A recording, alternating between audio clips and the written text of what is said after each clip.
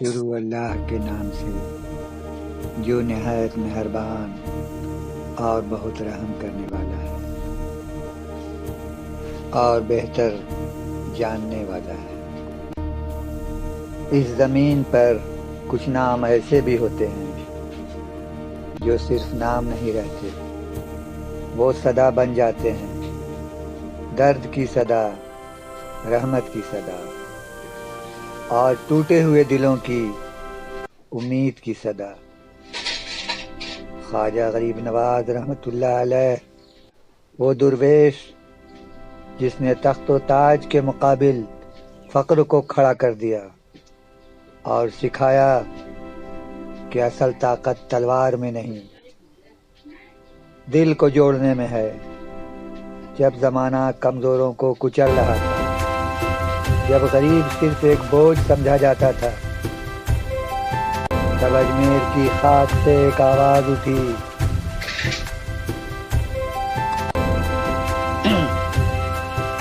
وہ آواز تھی غریبوں کو نوازنے والے غریب نواز کی۔ یہ وہ ہستی ہیں جن کے در پر بادشاہ بھی جھکے اور جن کی نظر کرم سے مردہ دل زندہ ہو گئے۔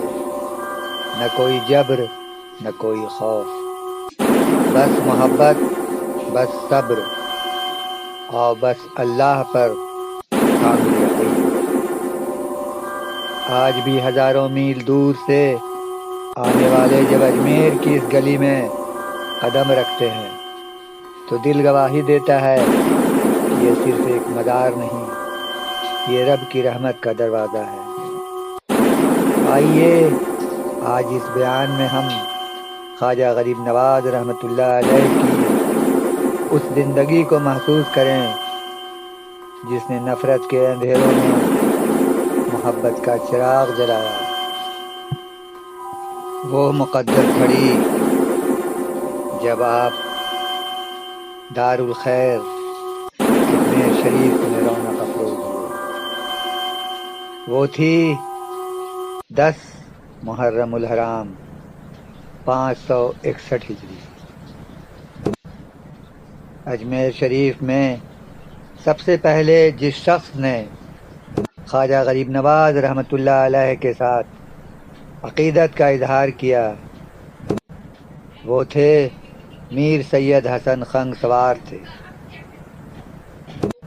میر سید حسن جن کا پہلا مذہب شیعہ تھا، لیکن خواجہ غریب نواز رحمۃ اللہ علیہ کے دست مبارک پر توبہ کی اور ان کے مرید ہونے کا شرف حاصل کیا اور اعلیٰ مرتبوں تک رسائی حاصل کی۔ پھر تو اس کے بعد ہزاروں چھوٹے بڑے آدمی خواجہ غریب نواز رحمۃ اللہ علیہ کے خدمت اقدس میں آتے رہے اور مشرف باسلام ہوتے رہے۔ یہ خواجہ غریب نواز رحمۃ اللہ علیہ کی ذات برکات ہے کہ یہاں ہندوستان میں چاروں طرف اسلام کا نور پھیل گیا۔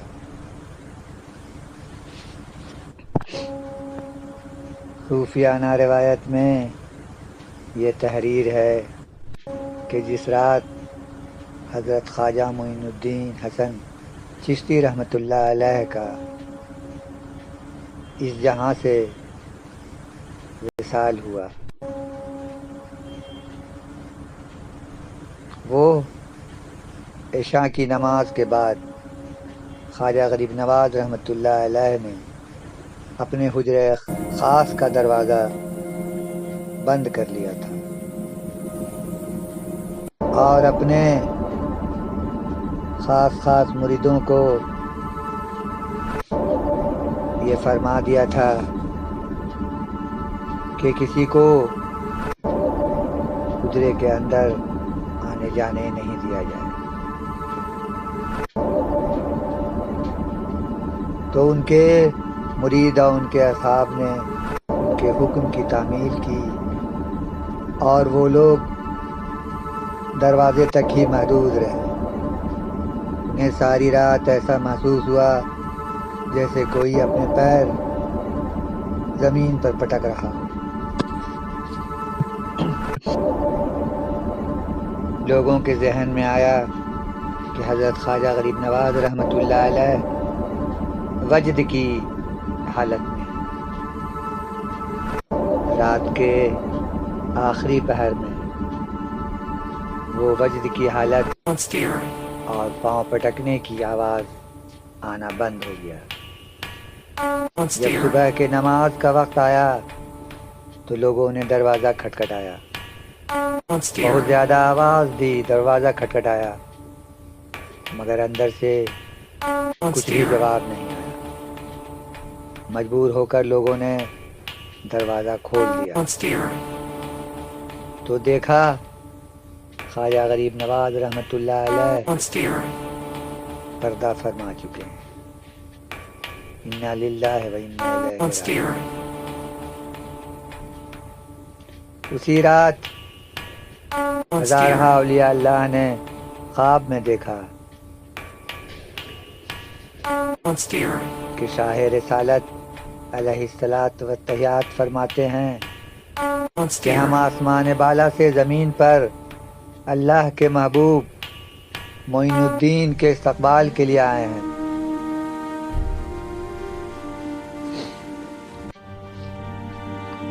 وفات کے بعد حضرت غریب نواز رحمۃ اللہ علیہ کے پیشانی اقدس پر غیب سے یہ تحریر ظاہر ہوئی تھی: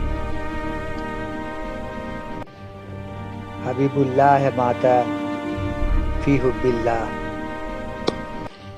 537 ہجری میں آپ کی پیدائش ہوئی تھی اور 6 ماہ رجب 633 ہجری سوموار کے دن حضرت خواجہ غریب نواز رحمۃ اللہ علیہ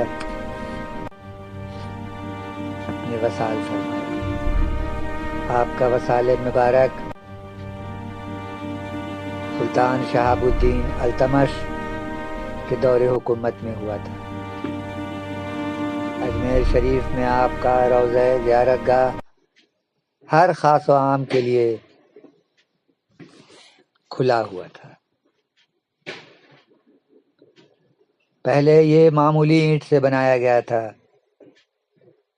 اس کے بعد اس کے اوپر پتھر کی عالی شان عمارت بن گئی ہے، لیکن پہلی قبر یہی اپنی اصلی حالت میں باقی ہے۔ اللہ تعالیٰ ان کی برکتوں سے مسلمانوں کو مستفیض کرے۔